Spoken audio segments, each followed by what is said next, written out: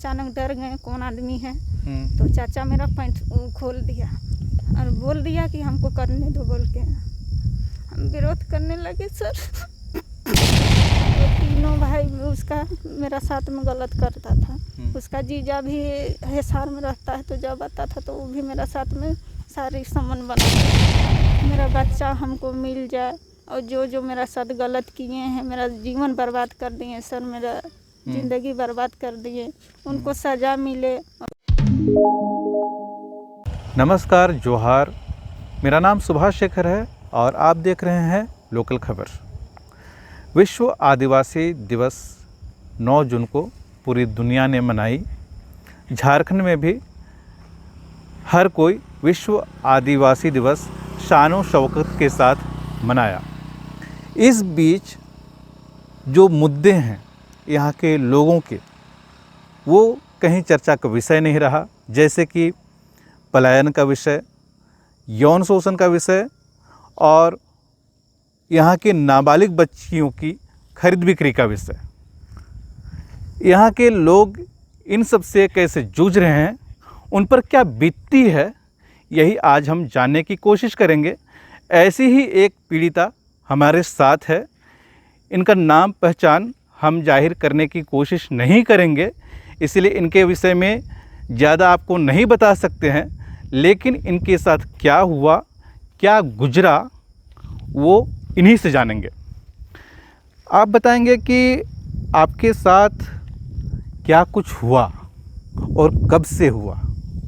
2007 से सर हम स्कूल में पढ़ते थे, खूटी का स्कूल में। हम खूटी के रहने वाले हैं और 6ठा क्लास से 7ठा क्लास गए थे पास होके। तब मेरा माँ और मेरा चाचा और मौसा मौसी हमको हरियाणा में बेच दिए। मैं समझ नहीं पाई कि हमको क्यों हरियाणा में बेच दिए, चाचा माँ क्यों सपोर्ट नहीं कर रहे हैं। ये हमको बाद में पता चला। कैसे बेचे? आप विरोध क्यों नहीं कर सके? विरोध किए थे सर कि हमको क्यों पहले तो बोले कि नहीं तुम्हारा नानी घर जाओ, नानी का तबीयत ख़राब हुआ है, वो सीरियस है। तो वहाँ जाके देखे तो सर वहाँ तो नानी का तो तबीयत ख़राब नहीं था, नानी तो ठीक थी। तो फिर वहाँ पे हरियाणा का जो था एक आदमी मेरे तेरे बोलता था, उसको बुलाया और उसको बोला कि उसे तुम्हारा शादी कराना है बोल के। हमने विरोध किया कि नहीं, शादी हम नहीं करेंगे। तब आप क्या करते थे जब आपकी ये शादी की बात चल रही थी? तब हम उसके बाद भाग गए। नहीं, तब आप क्या करते थे? पढ़ाई करते थे? क्या करते? पढ़ाई करते। कितने क्लास में पढ़ते थे? 6 क्लास में। अच्छा। 6 से पास होके ही गए थे। यानी कि तकरीबन आपकी 12-13 साल उम्र रही होगी। हाँ सर। हाँ, आगे बताइए। फिर उसके बाद हम बोले कि ये हम शादी उदी नहीं करेंगे, हमको पढ़ना है। तो मेरा मौसा माँ ये सब धमकी देने लगा, तुमको करना ही पड़ेगा। तो हम भाग गए। फिर वहाँ से पकड़ के लाके हमको कोठरी में बंद कर दिया। अच्छा। फिर उसके दूसरे दिन ये सब हमको मजबूर कर दिया कि नहीं तुमको जाना ही पड़ेगा। गाड़ी किया और हमको ले गया ये लोग घूमने के बहाने। कहाँ ले गया? राजरप्पा। वहाँ पर ये लोग ओढ़नी सब खरीद के ज़बरदस्ती धमकी उमकी दे के, जान का भी धमकी दिया और बोला कि नहीं तुम्हें इससे शादी होगा। कौन लोग धमकी दिए? आपके तरफ के लोग कि हरियाणा तरफ के लोग? हरियाणा तरफ को भी उसका बहन थे सर, और उसके जीजा थे, और इधर से थे माँ थे और मौसा मौसी थे, और चाचा लोग तो माँ के साथ भेज दिए थे। इसलिए चाचा लोग नहीं होना चाहते थे सामने में कि क्योंकि एक चाचा का तो रिश्ता है, मेरा माँ से नाजायज रिश्ता है, हमने देख लिए थे। और एक चाचा भी आ गया था, हम बचपन ही में मेरा रात में घुस गया था मेरा बिस्तर में। मेरा सोए हुए थे, हम अचानक डर गए कौन आदमी है। तो चाचा मेरा पैंट खोल दिया और बोल दिया कि हमको करने दो बोल के। हम विरोध करने लगे सर। तो चाचा मुझे भाग गया।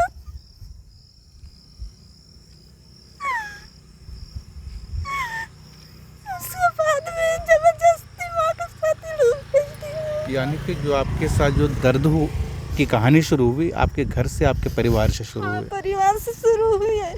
फिर हमको नानी के घर पे जाओ, बीमार है बोल के ज़बरदस्ती लोग, नानी का तबीयत खराब है बोल के ले गया। पहले से ही बुला के हरियाणा वाला आदमी को रखा था। बहन का घर ही में था, उस फौज में काम करता था उसका हस्बैंड, और उसका घर में ला के घूमने के बहाना ले गया रजरप्पा मंदिर। उसके बाद एक दिन वहीं रखा हमको रूम में ला के रजरप्पा मंदिर। रात भर मेरा साथ गलत करने का कोशिश किया, रात भर चिल्लाने लगे, रोने लगे। ये लोग नहीं पाया मेरा साथ, सारी सामान बनाने नहीं सका। फिर उसका सवेरे में ट्रेन से हमको ट्रेन बैठा दिया ये लोग। उस समय मेरा मौसा और एक दूर का रिश्ते का भाई था, वो साथ में गया छोड़ने के लिए हरियाणा। फिर वहाँ पर क्या हुआ? वहाँ पर गए तो फिर इसी तरह से इसका भाई लोग भी मेरा साथ सारी सामान बनाया। किसका भाई लोग? ये इसका बड़ा भाई, अच्छा, जो खरीद के ले गया। उसका भाई लोग भी बनाया। उसका जीजा भी वहाँ पहुँच गया। हिसार में रहता था, तो यहाँ जब आता था हरियाणा में तब सारे सामान भी बनाता था, कोशिश करता था आने का। फिर वैसे ही में मेरा 2007 में ले गया। 2008 में बच्चा पैदा कराया। 2009 में भी बच्चा, 3 बच्चा मेरा पैदा हुआ। एक बच्चा को ही लोग ने मार दिया। अच्छा, जब ये बच्चा आपका पैदा हुआ तब आपकी उम्र क्या हुई होगी, और जब पहला बच्चा हुआ था तब कैसे हुआ? आप अगर डॉक्टर के पास गए तब क्या हुआ? डॉक्टर के पास गए थे सर, डॉक्टर एक्शन लेना नहीं चाहा, क्योंकि वो बोला कि कहाँ से तुम लोग ये लड़की को लाया है, तो अपना बच्चा है, कैसे बच्चा ही पैदा करेगी बोल के। तो नहीं, इसको तो हम लोग लाए हैं झारखंड से, तो बच्चा कैसे पैदा करेगी, बच्चा है, हम रिस्क नहीं लेंगे, कुछ भी हो सकता है। तो फिर उसके बाद में वो दारू पी के पूरा झुका हुआ था। और जो उसके माँ थी वो बोल रही थी कि हम कुछ नहीं जानते हैं, वो जाने और ये जाने बोल के। उसके बाद में फिर हम हाथ पाँव जोड़ने लगे, रोने लगे, मैडम हमको ऐसा नहीं छोड़िए, ये लोग हमको मार देगा, ये लोग पीने खाने वाला आदमी है। फिर ठीक है, कोशिश करते हैं बोल के हमको रखी मैडम। 4-5 घंटा तक सूदी दवा दी और हमको सुला दी। उसके बाद में फिर मेरा छोटा ऑपरेशन हुआ। वो दर्द से हमने पूरा शरीर मेरा ही हो गया, बेहोश हो गए हम बच्चा पैदा ही नहीं कर पा रहे थे। फिर उसके बाद छोटा ऑपरेशन काट के 7-8 टका फिर मेरा बड़ी बेटी हुई सर। इसके बाद वहाँ मेरा साथ गलत होते रहा। बेचने के लिए भी मेरा प्रयास किस तरह का गलत हुआ? कौन कौन लोग किए? वहाँ के इसका भाई, छोटा भाई, बड़ा भाई, और एक उससे फिर बड़ा भाई। नाम बता सकते हैं सर? आपका जो कानूनी कार्रवाई चल रहा है उसमें तो होगा ही, सिर्फ आप वो बातें बताइए। और तीनों भाई उसका मेरा साथ में गलत करता था। उसका जीजा भी हिसार में रहता है, तो जब आता था तो वो भी मेरा साथ में सारी सामान बनाना चाहता था। कई बार कोशिश किया, चिल्लाने लगे, रोने पीटने लगे, फिर भाग जाता था वो। फिर ऐसे मजदूरी कराने लगा। जब खेत में जाता था, जब कि मौका मिलता था तो खेतों में वो लोग काम बनाता था मेरा साथ। ऐसे मारपीट करके मेरा साथ में 3 बच्चा पैदा हुआ, और 2-3 बच्चा भी लोग खराब कर दिया। अच्छा, एबॉर्शन भी हुआ? हाँ। उस समय आपकी क्या उम्र रही होगी? उस समय वही सर, मेरा 2009 में, यानी कि वही 15-16 के आसपास आपके कई सारे एबॉर्शन हुए? हाँ, वही सर। अच्छा, फिर आगे क्या हुआ? फिर आगे वही थाना पुलिस भी किए, वहाँ खूब मारपीट करता था वहाँ। अच्छा, वहाँ पर आपके पास मारपीट हुआ तो थाना पुलिस कौन किया? हम किए थे। अच्छा। इसका जो एक बड़ा भाई था, सतीश सरपंच था, उसको जाके कहानी बताएं सब हम कि ऐसा ऐसा बात है बोल के। तो वो एक बार आके डांटा भी कि तुम लोग इतना दूर से ला के तुम ऐसा क्यों कर रहे हो बोल के। फिर थाना में जब रिपोर्ट लिखाना, हम इधर से फ़ोन कर देते हैं बोल के।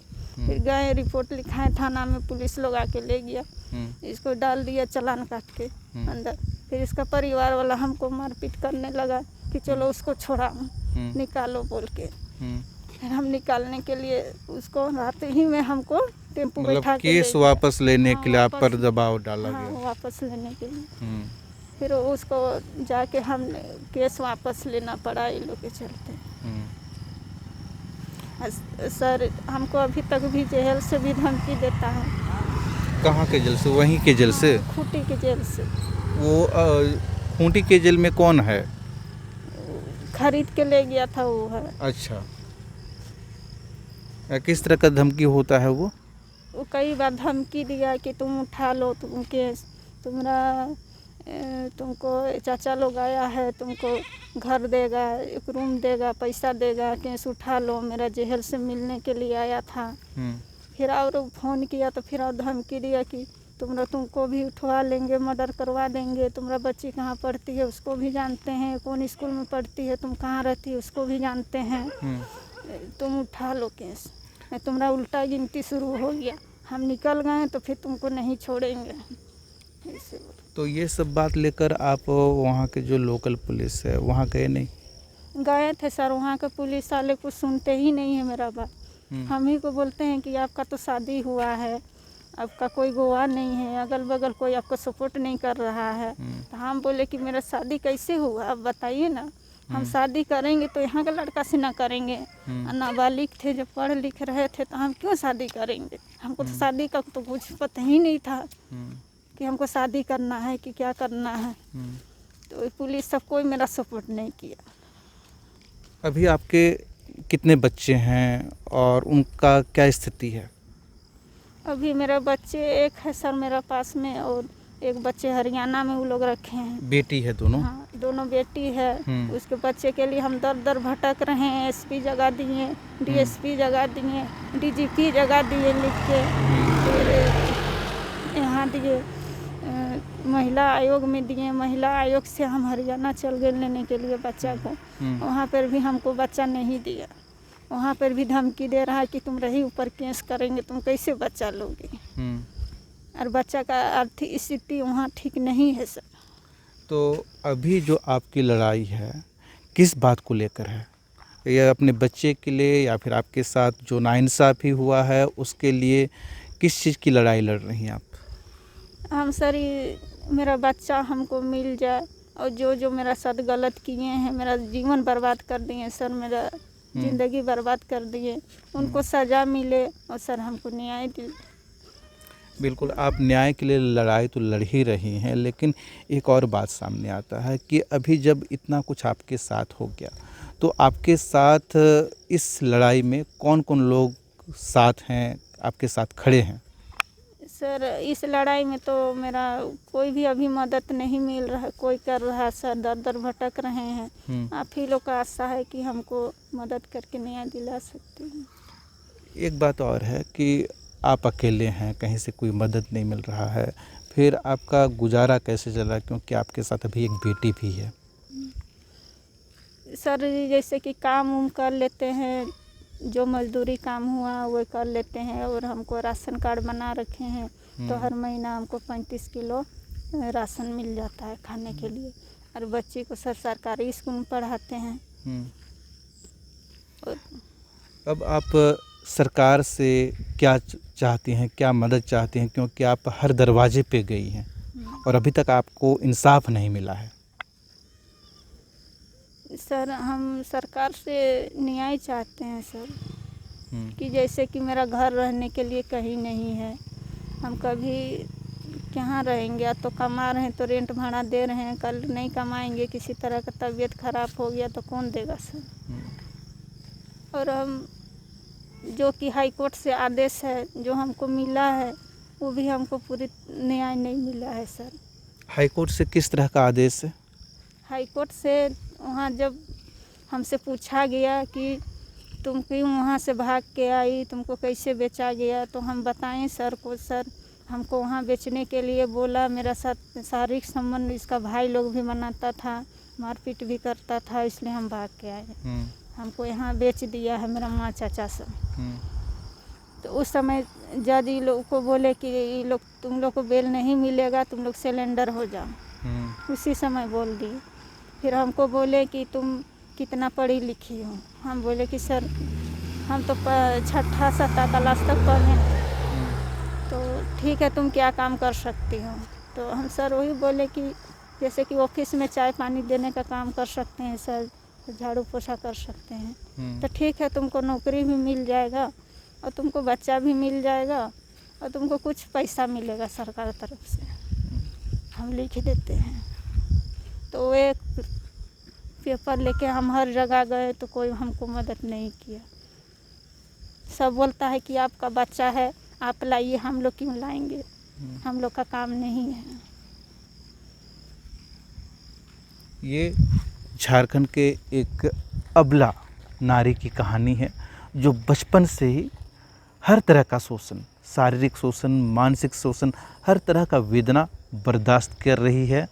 और इनकी जो दर्द भरी कहानी है मुझे सुनकर बहुत ही अंदर से सिहरन महसूस हुई है। इनको न्याय मिलना चाहिए। जब इस हालत में इनको अपनों का साथ होना चाहिए, आज इनके साथ कोई नहीं है। मदद के लिए हर दरवाजे पर ये जा चुकी हैं और अब सरकार से सीधे इंसाफ की गुंजाइश इन्होंने कर रखी है। आप इनके बारे में क्या सोचते हैं, क्या कहना चाहते हैं, निश्चित रूप से आप कमेंट बॉक्स पर ज़रूर लिखें। उम्मीद करते हैं कि आने वाले समय में इस तरह की जितनी भी तस्वीरें होंगी हम तह तक जाकर आपके सामने लाने की कोशिश करेंगे। आप बने रहिए लोकल खबर के साथ।